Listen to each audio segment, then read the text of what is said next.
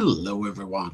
This hour on Verbling, the next in my speaking skills series. Today we will be talking all about, not just talking about, but actually doing some anecdotes, telling and responding to anecdotes.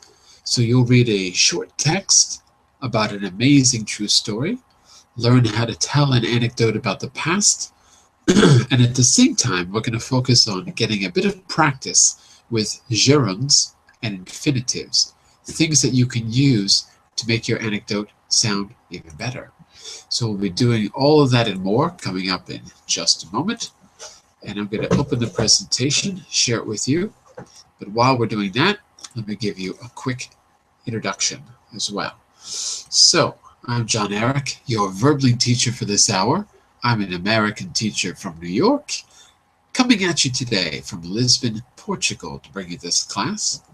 By the way, if you click on that link in the chat window that says Jon-Eric, Verbling teacher, you can follow me to see all my upcoming classes.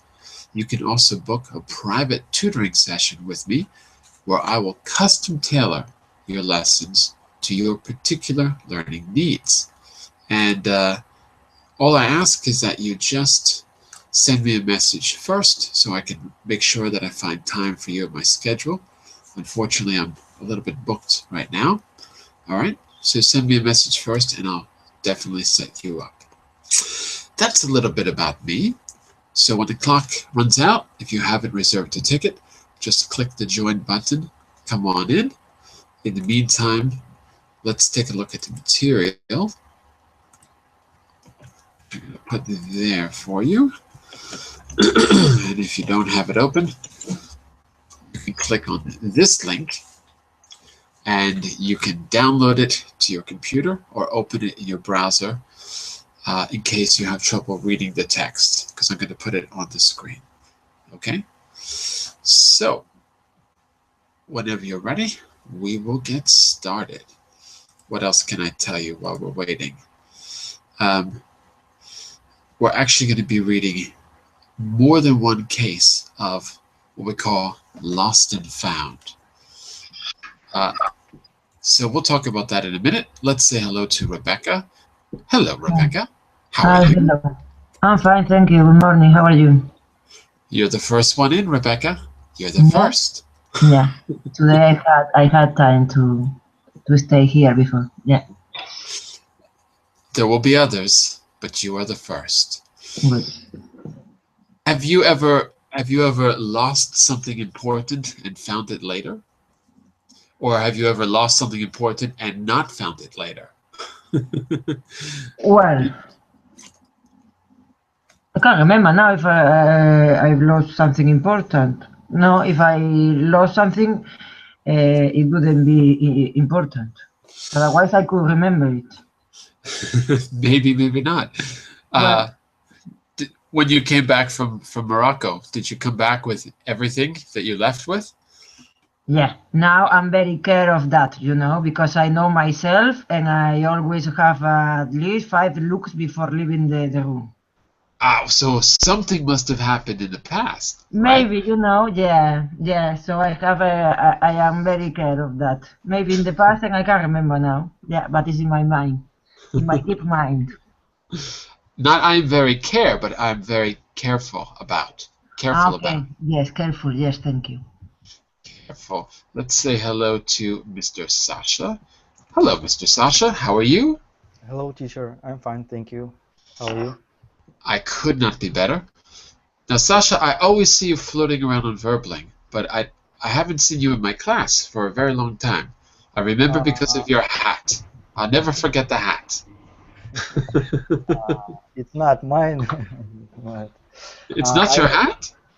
No, it isn't me. It's actor, Britain actor from TV series. Which actor is that? Binders. What's the name? To be honest, I forgot. I'll write it later in the chat. Just say Hugh Grant. Whenever we have to talk about British actors, we just say Hugh Grant. I think that's the only British actor there is. Hugh Grant and whoever played Harry Potter. I think so. By the way, be careful. British actor, not Britain actor, right? You have to British. use it exactly like this in the chat window. Uh, Good morning, Mr. Jose. How are you? I'm doing very well, John. And you? Fantastic. Could not be better. I am electric Electric. with joy and happiness. I don't know how to respond to the question. I'm all right. And what about you, Carmen? Let's see if Carmen's hanging in there. Okay, then can you hear me now? Not only is the moon blinking, but the little clock is going off too. Good morning to everybody. Oh, look, and the little girl, her eyes are opening. Now I can see everything. Oh, look at that. You see, I just never really looked before. Yeah, I can say that. Very good, very good. Now, what about you, Carmen? Have you ever lost something valuable when you were traveling, maybe? Not really. You're no careful. loss. I've been stolen sometime, but no, not that I lost it. Someone found it. Someone found it. What did you? Yeah. What did you get stolen? My mobile phone that was about 2 months ago. Yeah. And I got it stolen. Yes. What was that? While you're traveling, or just? No, we went to the city and it disappeared somehow. It was very crowded. I was there. Someone realized that it was very handy to get it, so that's why I did. It was not my fault anyway. Here's what they do. I'll show you how this works, because I used to steal mobile phones. This is what you do. Are you ready? So how you got mine? I'll give it back. Don't worry. Okay then. Say this is what you do. You're talking to someone like this, right? Mm-hmm. And with the other hand over here, you have a newspaper, and you slide it over you slowly slide it over the mobile phone while you're distracting them, and then you pick up the newspaper and the phone like this, and you walk away like there's no big deal. Okay. That's how they do it. So they're asking you for something, directions, and they just slide something right over it, pick both up, and walk away. And usually, whatever they're asking you, they'll just stop and walk away immediately, and you think, oh, that's kind of strange. And well, anyway, it was my own fault, because I had it in my pocket. It was a loosey one. It was baggy. So when I realized it wasn't in there, so anyway. At least they didn't take your pants. No, they didn't. No, just the mobile phone. It would be much, much worse. That's it. I've got. Before we go into the anecdotes, I wanted to know if anything's happened to you similar to what you're going to read about. Because what we're going to do to learn how to talk about anecdotes is we're going to read about two kind of interesting coincidences, or sort of, I guess it's sort of a mixture of coincidences and just interesting stories. I want to see what you can relate to. Cillian Murphy, now I know. Cillian Murphy. And he's Irish. Yes, be careful with that. Cillian Murphy. And he's got a great hat. What was I going to say? I remember, here's one I can tell you about, just quickly. I remember the first time I was traveling, I was on a train and I was going to Barcelona. And I remember that I tied my bag. I tied it to the seat of the train, and I was sleeping on top of it like this. And I was warned by some people, European people that I knew in New York, don't ever take trains. Oh no, don't do it. Everything's going to be stolen. Don't ever take a train anywhere. Which I thought that's ridiculous. Anyway, when I woke up on the border of France and Spain, I woke up like this, except there was no bag underneath me. I was exactly in the same position, exactly the same, and the bag was gone. I don't know. I have no idea how they did it. And then I saw someone look suspicious smoking in between cars. you know, like where the cars join. And I went out there and I just sort of stared at him.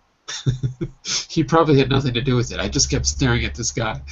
And he probably thought that was strange. And then he got off. He left. So I never saw, and I lost everything. My passport, everything. Wow. Yeah. In fact, every time I've been to Spain, everything I've had has gotten stolen. Every time. Once in the Really? car, too. Every single time. One time they broke into a car. We got out for 2 minutes to ask if there was room in this, what do you call it? Pension. You know, like, not hotel, but what do you call those?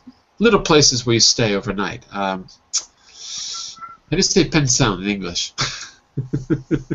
I can only think of the Portuguese word. Pension? Pension? Yeah, but how do you say it in English? Youth hostel. Youth hostel. Like not a youth hostel, but you know, like one. Anyway, it was right before New Year's. In that 2 minutes, they broke into the car, took the radio, and then and the champagne because it was New Year's, and then they left a little thank you note. So when we came back, they had taken whatever they could. I don't know how they got the radio out of the car so fast. I mean, it could have been more than 2-3 minutes. Amazing. They must have been looking for us. True story. Okay, listen, everyone. Let's learn how to tell anecdotes, not just by telling them, but by reading about a few. Whoops. I turned off my screen sharing. So we're going to go here. By the way, welcome Jair and welcome Shinyue. Hello, everyone. Nice to have you. And we're going to start. Hi, how are you? I am fine, thanks. Fantastic. Okay, we're going to start here. We're each going to take a paragraph, and what we're going to do afterwards is, what are we going to do? I'm going to ask you a few questions just to make sure that everything was clear. And what else? We're going to talk about the similarities and differences between the stories and focus a little bit on the vocabulary. After that, I want to focus on something very particular that will help make your anecdotes sound better. How we use gerunds, that's ing words, and how we use infinitives. So we're going to focus on that a little bit. And then you're going to tell an anecdote of your own. So let's get started. Let's talk about the story of Mr. Doug Schmidt. So I'm going to go in the order that I see you. Let's start with Mr. Shinyue. Can you start us off with Mr. Doug Schmidt?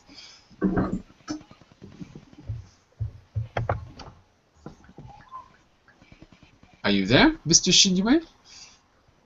I just came back from the bathroom. Oh, okay.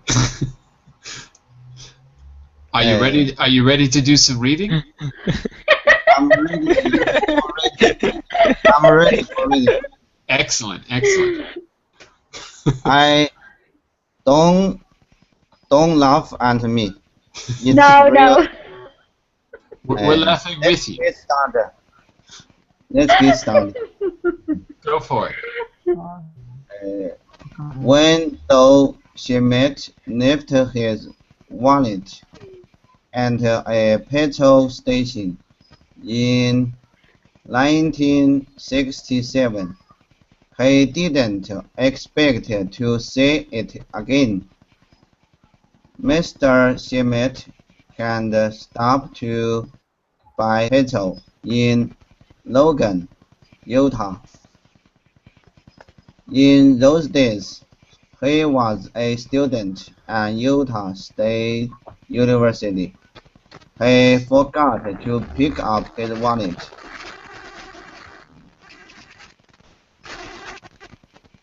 Hello? After There you paying are. and drove away, when he noticed it was too late to get back. Good. Hey, Continue. one thing about his name. You've got to blend the sounds together. Not Schmidt, but Schmidt. Schmidt. Schmidt. That is it. All right. And here in the article it says petrol, but in American English we don't say petrol. What do we say? Just out of curiosity. Gas. Gas. Okay. Gas station, American English. Petrol station, British English. Mr. Shinue, you did a fabulous job. Thank you. I'm going to go. Comment. All right. Unfortunately, these paragraphs are not all even. Some are longer, some are shorter. Okay, but don't worry.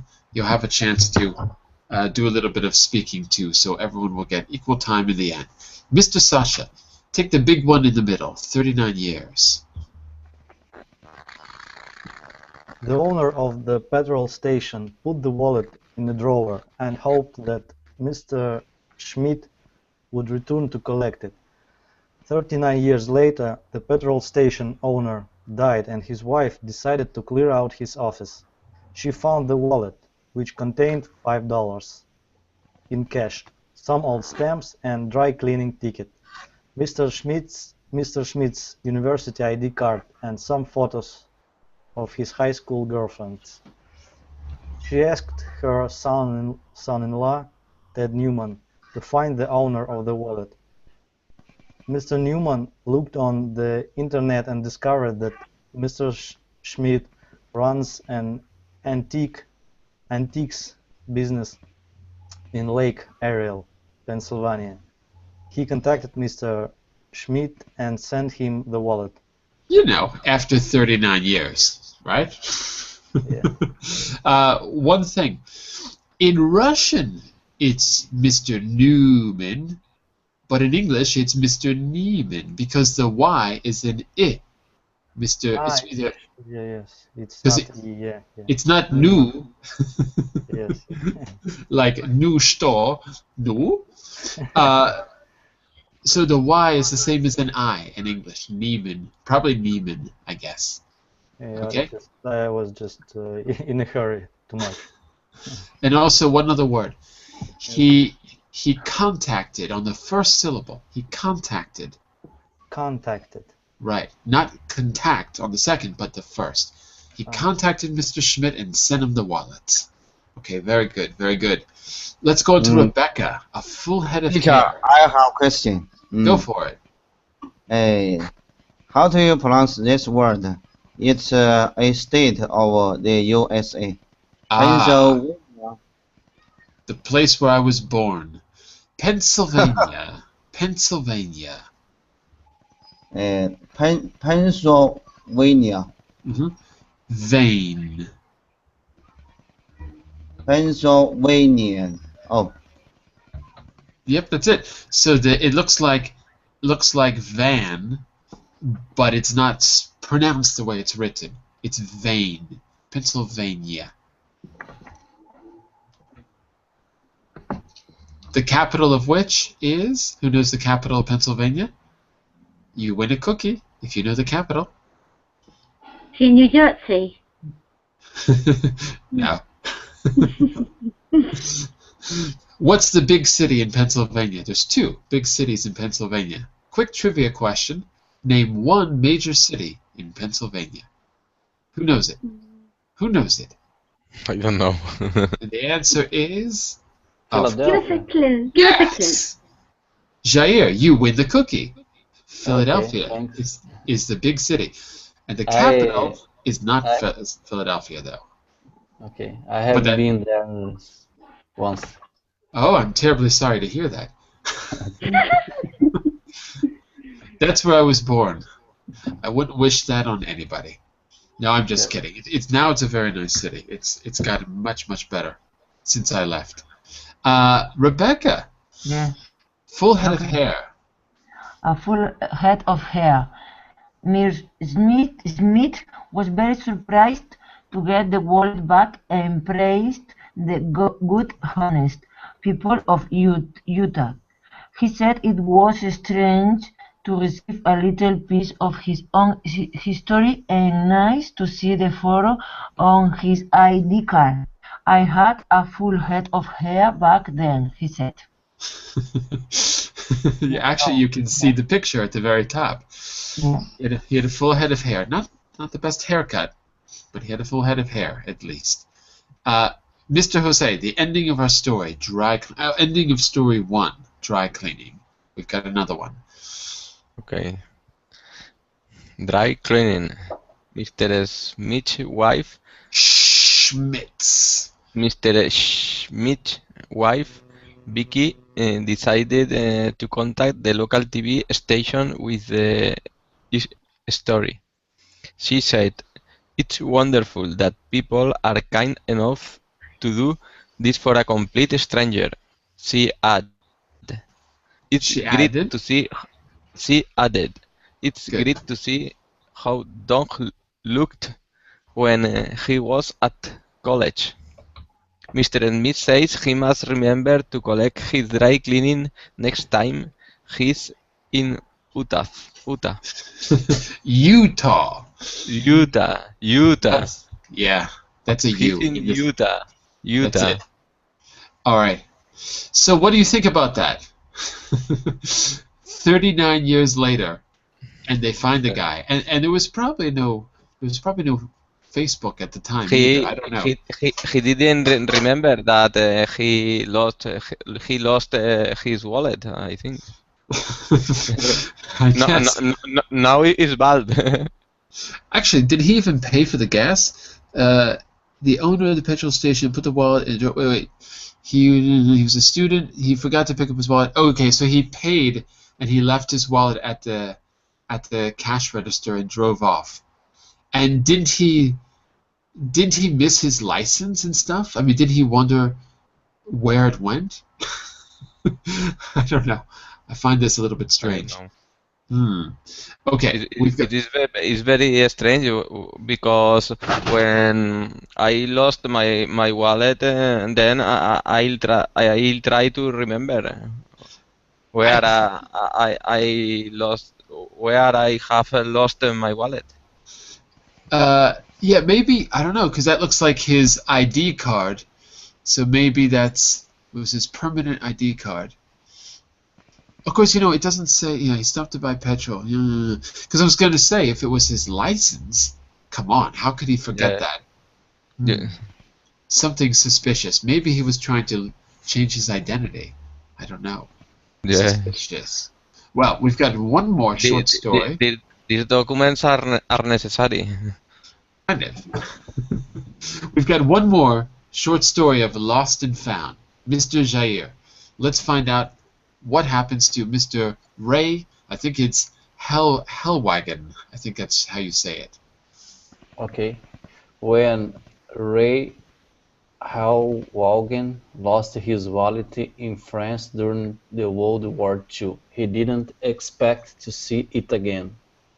Mr. Hellwagon from Hannibal, Missouri, had fallen into a river after being hurt in a leg by a bomb.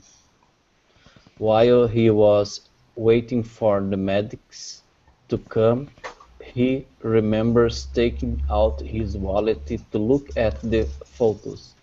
But the next morning, before being moved to the hospital, he couldn't find it. One thing, he had fallen into a river. Say that again? Had fallen into a river. Good, because I heard you say a shiver instead of a river. So don't lose the R's. He'd fallen into a river. Right. So if you're going to lose your wallet anywhere, you might as well lose it during a dramatic battle in World War II, because it makes a better story. So the story starts off in an interesting way. Let's see. Okay. Let's go to Carmen for surprise call. What happens later? Okay, a surprise phone call. 62 years later, he received a phone call from a man who said he had found it. The man called Stephen Breitenstein. I don't know how to pronounce that. Breitenstein. Breitenstein. I guess.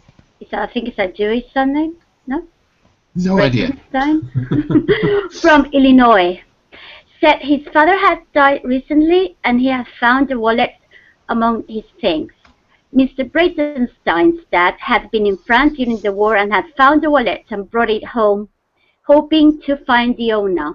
However, he didn't know how to do it and finally stopped looking. He left the wallet in a drawer. After 62 years. 62 years. You know, when you're 100 years old and you get that phone call about the wallet you lost in the war. You know how these things go. Okay, we're back to you, Mr. Sorry, question? No, it's clear. Let me just say a quick hello to Mr. Dom, who's joining us right now. Hello, Dom. How are you? Hi, John. I'm fine. Thank you. Excellent, excellent. Dom from somewhere in Italy, right? Yes, from somewhere in Italy. Somewhere in That's Italy. correct. All right. Yes. Well, I'll tell you what. Why don't you take the next paragraph? I know you're just joining us now. You missed the beginning of the story, but you'll pick up on it pretty quickly. So why don't you take the last part of the story there, sorry it took, at the bottom. At the bottom, Mr. Sorry. Okay. Sorry, it took over 60 years. Mr. Bernstein found a wallet which contains a few francs, some receipts,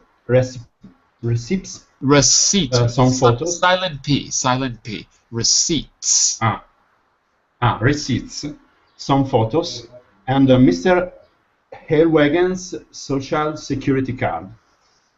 He decided to look for Mr. Hairwagon on the internet, found him, and sent him the wallet. Mr. Bernstein also sent a note saying he was very happy to find Mr. Hairwagon, and he apologized for taking over 60 years to return the wallet. Do you think it's appropriate to apologize for taking 60 years?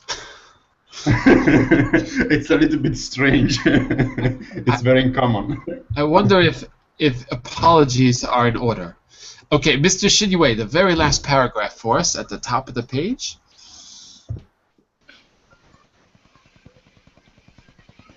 Mr. Hairwagon was very surprised to get the wallet back. I could hardly believe it, he said. He was amazed that a complete stranger would be kind enough to look for him and return the wallet after so many years, and he really enjoyed seeing his old scenes again. Continue? Well, there's nothing else to read. There's just a little bit of a dictionary at the bottom, maybe to help with a few words that were there, like to stop to do something, to remember to do something, remember doing something, a few words that came up in the text. What was I going to ask you? I wanted to ask you just a few questions to make sure everything was clear. So, first of all, let me see. Maybe I need to skip some of these things. Okay, yes. I want to focus a little bit on, let's talk about the similarities and differences between the stories. Okay, so class, all of you, let's talk a little bit about the similarities and differences. What's the obvious similarity between the two stories? Both lost a wallet, and years later they got it thanks to a kind people. Kind person. Kind person, sorry. Yeah. Okay. So it's always a tale of someone doing something nice for a stranger after a very long period of time, of course. Okay. Now, what are some differences between them? Okay. One of the differences in the first case, the person who lost the wallet come back to take back the wallet, and the second in the second case is the person who find the wallet. Person who found the wallet after many times try to find the person which internet using with internet and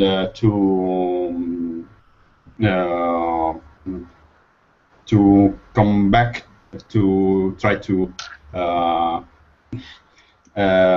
return. I don't know to the correct term. To return it. Yeah, to return yes, it. Yes, to return it to his owners. Owner. Singular. Sorry. We can say yes, the way its rightful owner. This is a good expression. To its right. Okay. Thank you. Rightful owner. To its rightful owners. Owner. Sorry. Sometimes That's it. You like to pluralize. Just one owner. Yes, but it's not conscious. I don't know why. It's all right. No problem. Okay. What else was I going to say? Okay, very good. And would you add anything else, class? A similarity or difference? Other similarity was when someone that found the wallet die. A relative found the wallet and tried to return it back to the owners.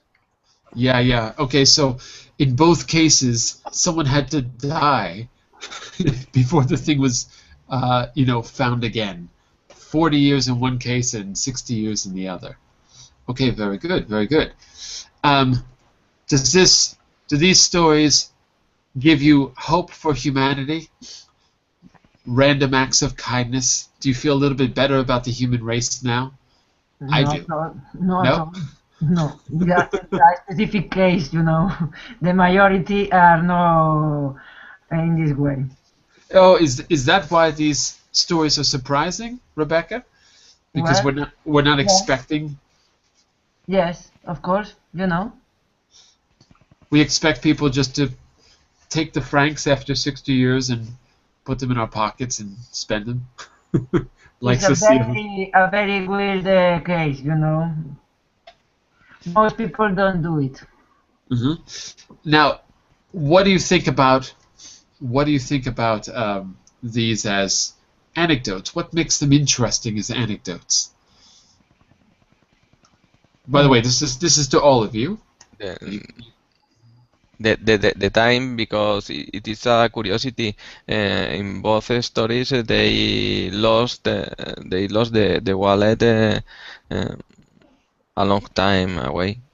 A long time ago. A long time ago. Sorry. Exactly. So, okay. So one thing that makes these interesting anecdotes is that there's something that's sort of hard to believe, something unusual. Okay, absolutely. So think about that when you go on to do your own anecdotes. What I want to do is focus a little bit on vocabulary first. We've actually done this right now by talking. I'm going to skip ahead to this one. Can you remember how these phrases came into the story?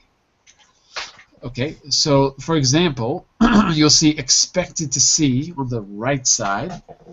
The man lost his wallet in the war. He didn't expect to see it again. So these were some phrases that you encountered while reading. So using your memory, if you can, see if you can find or reconstruct a sentence. For example, after paying. Sasha, what do you think about this one? After paying. After someone paid to someone. Yeah, what happened? Something happened. You've got to be more specific. And here's a rule here. Try to not change the form of the words. So try to use after paying the way it was used when you read it, if you can. Sure. It's from story. Yep. Directly from the story. He drives away. After paying. I'm sorry, I don't remember. After to pick up his wallet. Say again? He forgot to pick up his wallet. Continue?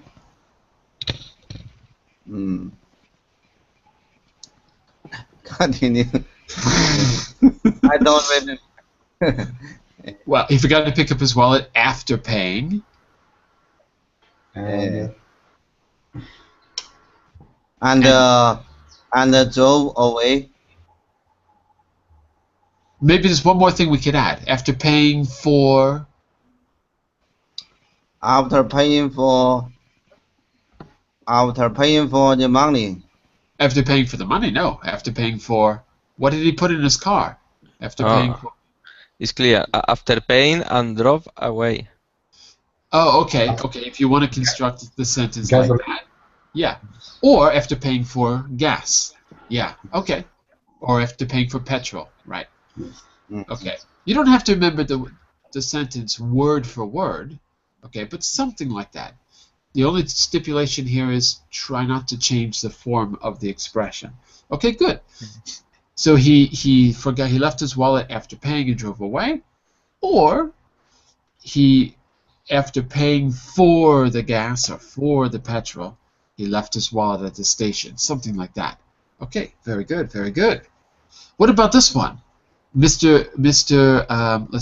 Jair. What about before being moved? Before being moved. Before being moved.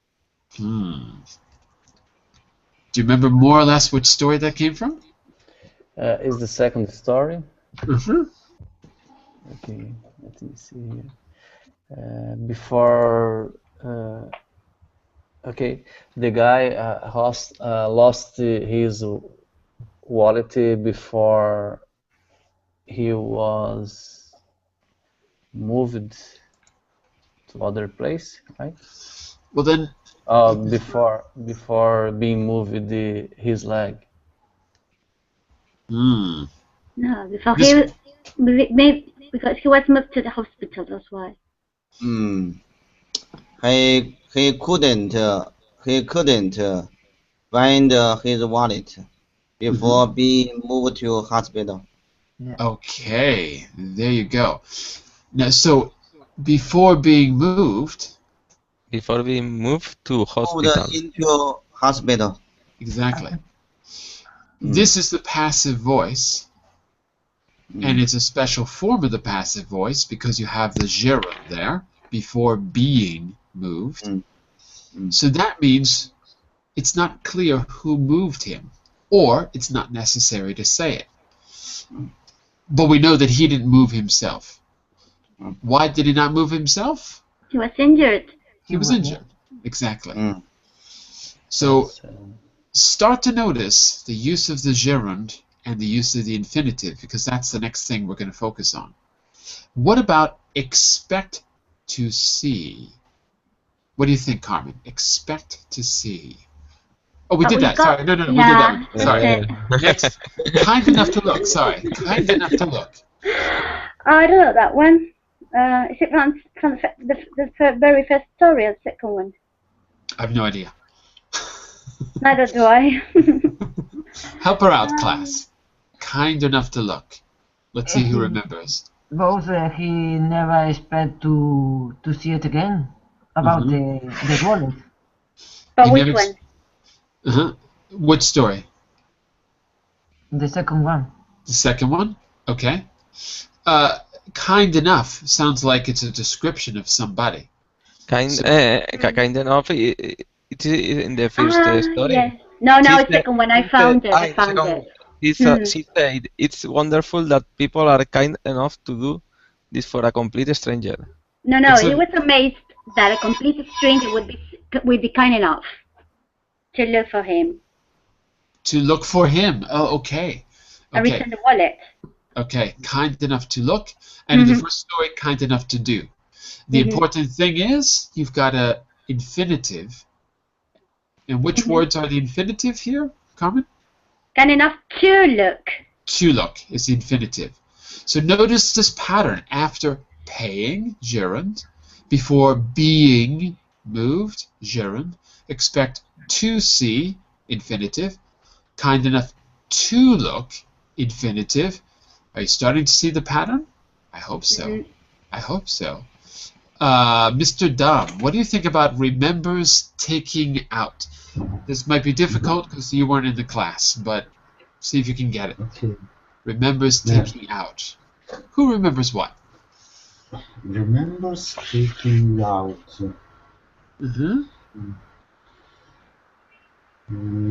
Maybe the first story. Could be. Okay. What do you think? Because I think it's people who remember another people or another situation that it's taken out in his wallet, and so you come back to catch that. I don't know. I don't remember that part of the story.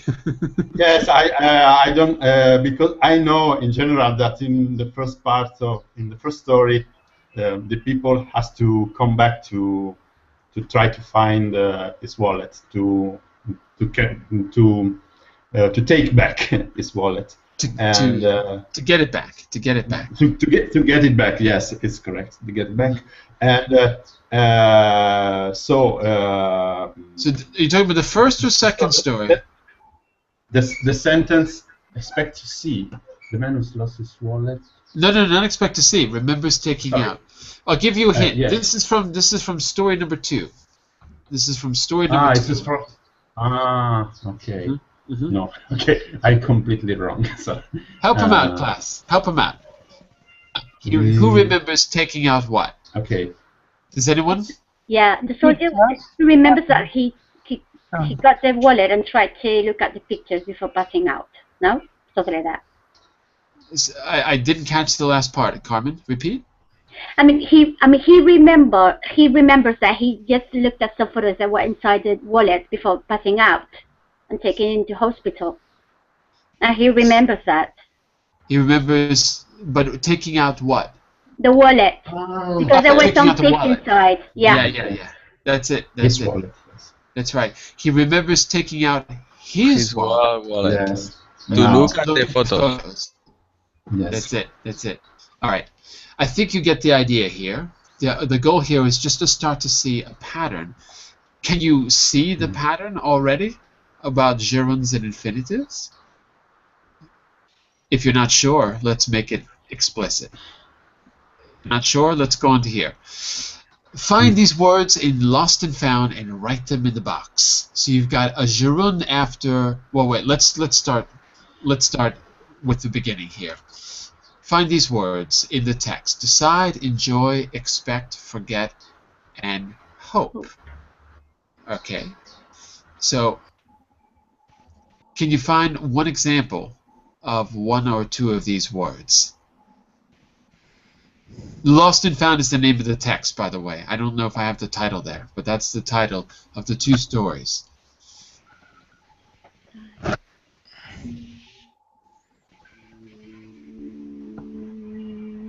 What do you think? Decide to clear out his office. Decide so it rules an infinitive. Yeah. Okay. Decide to clear with an infinitive. Good. Okay. Anyone else? And enjoy is use a gerund after enjoy. Okay. Do you remember an example from the text? No, I don't remember. Okay. But I know that before after enjoy you can you have to use gerund. Okay, I think you're right.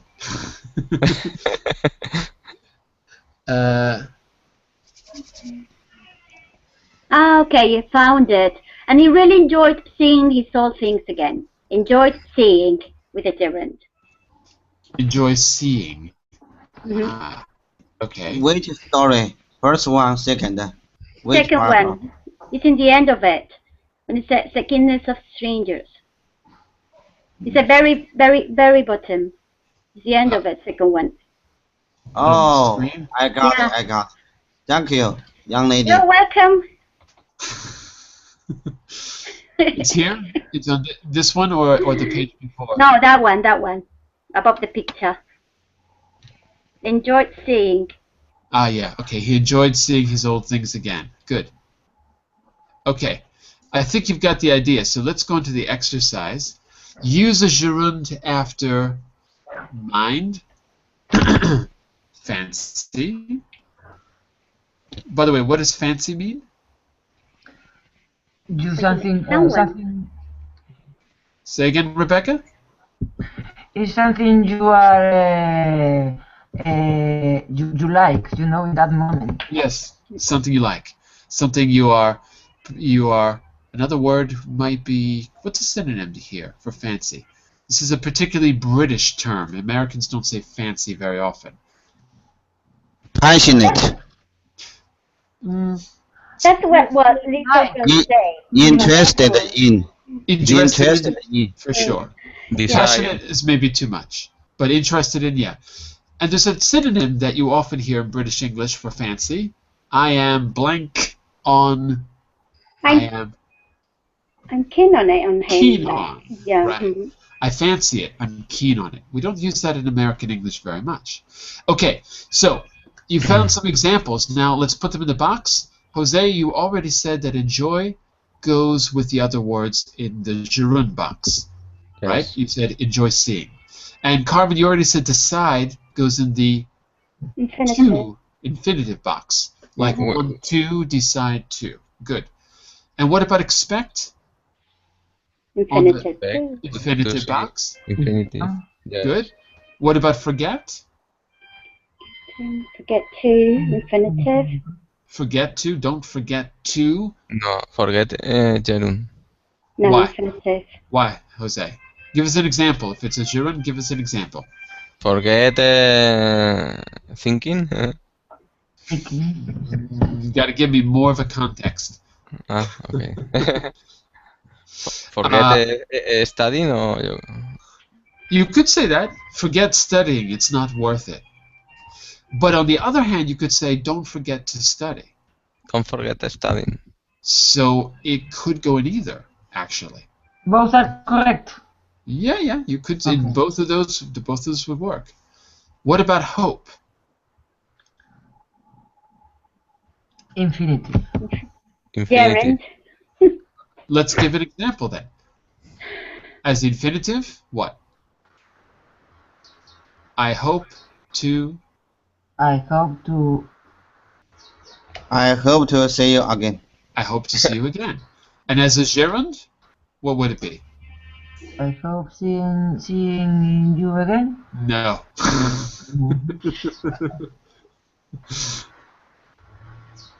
I hope being with you tomorrow. Nope. No? I hope being with you tomorrow? No, doesn't work. I Unfortunately. hope that you are very generous. So that's a good example because you can see that that can follow hope, which is a noun clause. I hope, well, it's an, I hope that, yeah, like a noun clause. I hope to follows. So you've got two different patterns that work. I can't think of an example now with the gerunds. I can't think of any. Go ahead, Dom. Maybe that. I'm staying here, hoping that my money turns back to me. One more time? I didn't hear the gerund. Hoping.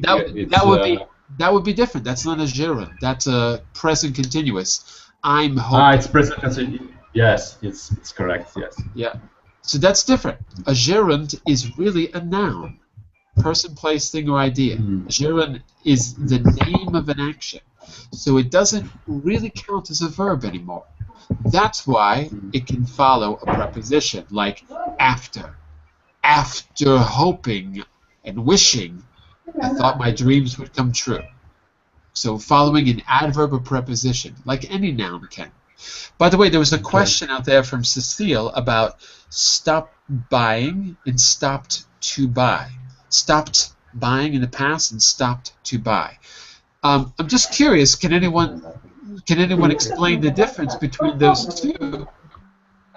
Because it's a good question. Stop rules, gerund, I think.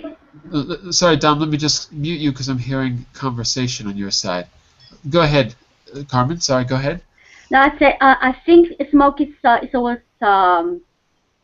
it rules a gerund after stop. I think stop smoking, stop doing whatever with a gerund. But her question in the chat window is, what's the difference between stopped buying and stopped to buy? And okay. They're both correct. Yep. Yeah. I stopped to buy is that you stop physically to buy something. Stop buying, you just have to quit buying. Also, if I stopped to buy, that means I was driving. I pulled into a shop, and I stopped to buy something, and then I went back on my way. So stopped meaning a little visit. I stopped to buy. Like saying I stopped at the gas station to buy. You could use it in that context. So that's another thing that comes to mind. Stop buying means from this point on, I don't do it anymore. Stopped to buy, the only context that comes to my mind immediately is I stopped to buy gas at the gas station. Does that make sense? The two examples that I gave? Yeah. Yeah? And in the second story, it's the infinitive that used stop to buy. In the second story, you mean I stopped to buy gas. It's the infinitive. Yeah, if I'm saying I stopped to buy. I stopped at the gas station to buy gas. So those are the two examples that come to my mind to show the difference. Stop buying, I decided never to buy it again for the rest of my life. I made a decision. I'm going to stop buying it. Or I stopped buying processed food, and I only buy fresh food now because it's bad for you and bad for the environment. I've made this decision. Yeah, it's like you're not going to buy it anymore. Exactly. Yeah, that's it. All right. Don't thank me, Cecile. Thank Carmen. No. In the first case, I stopped. It would be as I stopped in order to do something. Yes. Yeah. Exactly. In this case, in order to buy gas, but it could be another thing. I stopped in order to. But stop plus ing is stop doing something for ever. Pretty much. Yeah. That's it. So we don't have to say in order to. We can just take it out, and it still means the same thing. But you're absolutely right. Okay. It's in order to. John, I've got a question. Go for it.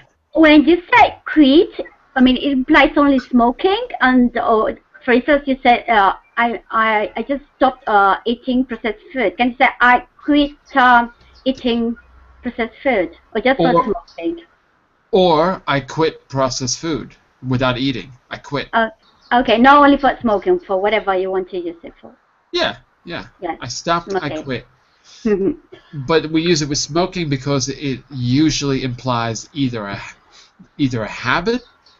I quit my smoking habit, or something else which is habitual, like you quit your job because it's not a habit, but it's something you do every day. So it's going to be something, some kind of repeated action. Okay. Thank you. So, what else did I want to say here? Yes, go for it. No, I have a next question about the sentences that I said before. If I said I staying here in the hoping that my monies come back, is that correct, or is it incorrect too? Maybe. One more time. Say it again. I'm staying here in the hoping that my monies comes back. Indeed, hoping, you said? It's not correct too. But wait, I'm trying to understand the word. Did you say indeed hoping, like this in the chat window? Not indeed. But yeah, it sounds too formal. In the hope. You can't say in the hoping. That's not possible. But you can say in the hope of. In the hope of. Okay. Look in the chat window. You can say that in the hope of. But that sounds a little kind of formal or very literary. Okay. So I stayed there hoping, just that. Hoping. I stayed there hoping. And you don't need that. That is optional in most cases in English. I stayed there hoping Okay. my wallet would be returned. So this sentence in the chat window. Okay. Thank I you. think that's what you said. Well, listen. What I wanted to do is, let's see how much time we have. I wanted to give you a little bit of practice, and then I wanted to hear your anecdote. And we can't do everything. So I think what I'm going to do is this. I'm going to do this, the second half of this class on Thursday, because there's just too much to do in one class. Okay? So what you can do is this. You can try these exercises on your own if you like, and then we can go over the answers on Thursday. And I believe Thursday, I have to check the time.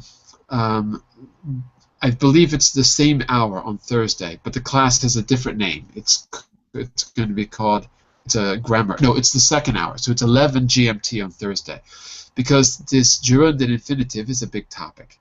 Okay, so I'm going to do the second half of this on Thursday. You're welcome to do these exercises on your own, on these next 2 pages. Then I'm going to give you a listening situation where you get to hear people tell anecdotes, and you'll have a chance to do yours at the very end.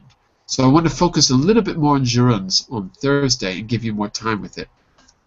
And what I'll try to do is to create one class that summarizes all the rules and all the uses of gerunds and infinitives in one handy schema, like I did with the articles last week.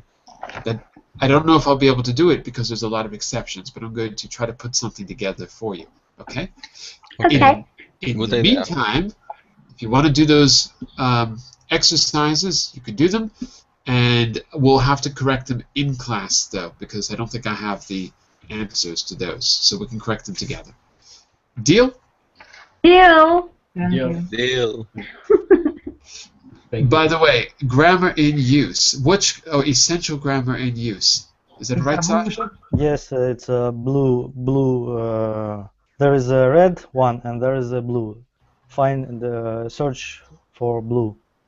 The blue one is intermediate. It's not the essential one. It's the intermediate level. Oh, sorry, just English grammar in use. I'm sorry. Yeah, English grammar in use. You need blue one. Right. And there's a green one, which is the advanced version, called Advanced Grammar in Use, all from Raymond Murphy. And they're good. They're good. They're good books. There's another one that I like better, to be honest with you. I have an but they're good. They're good. And they're very easy to encounter on the internet. That's all I'll say. Very, very easy to find. I won't say any more. Okay, I'm going to be back. Give us a link. You have to ask him. I can't do it. The internet police will come and take me away. I'll be back in just a minute for Fluency Fundamentals, our vocabulary class on air travel. Okay, so come fly with me in 1 minute. Bye for now. Thank you, teacher. Bye-bye. Bye. Thank you. Bye.